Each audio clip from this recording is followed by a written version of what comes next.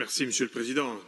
Non pas que j'ai vocation à forcément réagir à chacun des rapports qui est présenté ou des motions, mais j'ai été interpellé, donc je me dois d'y répondre.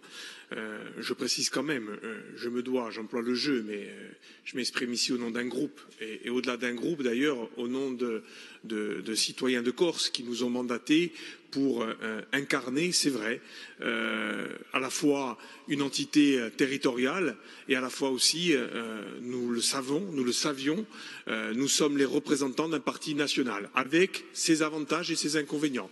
Mais on va essayer de rester fidèles à ceux qui nous ont mandatés pour être dans cet hémicycle. Donc, effectivement, d'ailleurs, vous le savez aussi, puisque Romain Colonne m'a interpellé aujourd'hui sur mes positions personnelles. Oui, moi, on le sait, je ne m'en cache pas, et je l'assume toujours. Je suis issu du Parti socialiste, je me sens rocardien avant tout, autonomiste depuis toujours, mais tout le monde n'a pas ce profil-là, tout le monde n'a pas ce vécu-là dans le groupe que j'ai l'honneur de présider aujourd'hui, et y compris dans le parti auquel j'appartiens, en Corse, comme sur l'ensemble du territoire national. Mais je vais quand même répondre à 2-3 remarques. La première, vous avez fait référence à Emmanuel Macron, qui a expliqué qu'il était difficile, et moi je le comprends, pour le président de la République d'un État membre de l'Union européenne de venir faire la leçon, de venir expliquer à ses partenaires ce qu'ils avaient à faire ou à ne pas faire.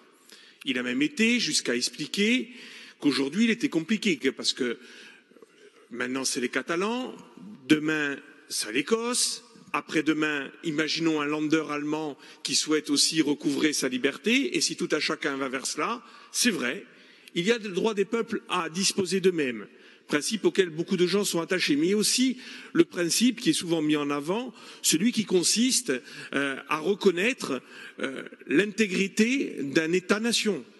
Et ce principe-là, il s'oppose au droit des peuples à disposer d'eux-mêmes.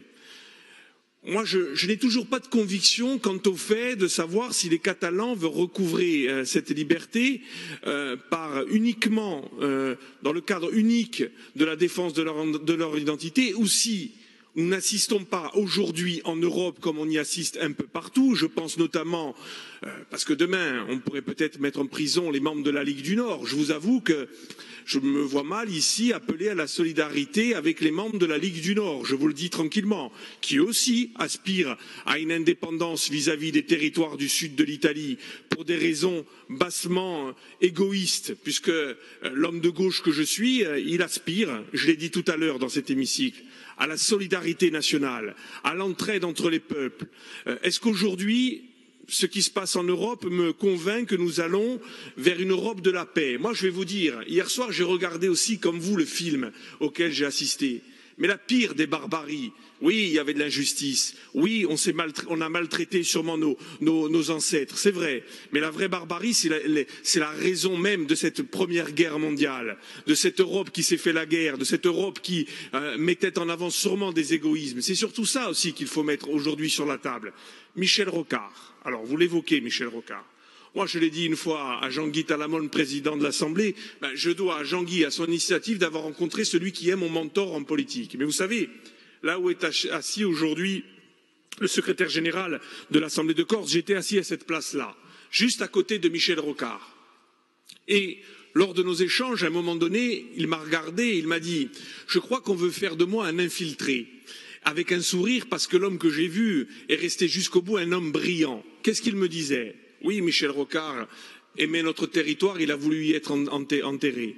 Mais Michel Rocard n'oubliez jamais qu'il était aussi le Premier ministre de la France et qu'il était attaché à ce pays, à son unité, à l'ambition de réussir tous ensemble. Je ne crois pas, je peux me tromper, mais je ne pense pas que Michel Rocard eût été un indépendantiste corse. Est-ce que le membre de la Ligue des droits de l'homme que je suis se satisfait, comme Emmanuel Macron d'ailleurs l'a dit, parce que c'est bien de prendre un extrait de son intervention, mais puisque l'on s'interpelle les uns et les autres dans cet hémicycle, je crois qu'on doit faire en sorte aussi de faire preuve d'honnêteté intellectuelle. Qu'a dit Emmanuel Macron, en plus de ce qu'a dit Romain Colonne? Il a dit « Je regrette cette situation que nous vivons aujourd'hui en Espagne. Je regrette, et j'ai essayé, et j'essaye, et je discute avec l'ensemble des protagonistes pour qu'on sorte par le haut de la situation dans laquelle nous sommes aujourd'hui. Bien sûr que nous pensons dans ce groupe que les condamnations qui ont touché les personnes que nous avons vues tout à l'heure, bien sûr que nous pensons qu'elles sont disproportionnées. Bien sûr que nous pensons que ces démocrates ont plus leur place dehors qu'en prison. C'est évident.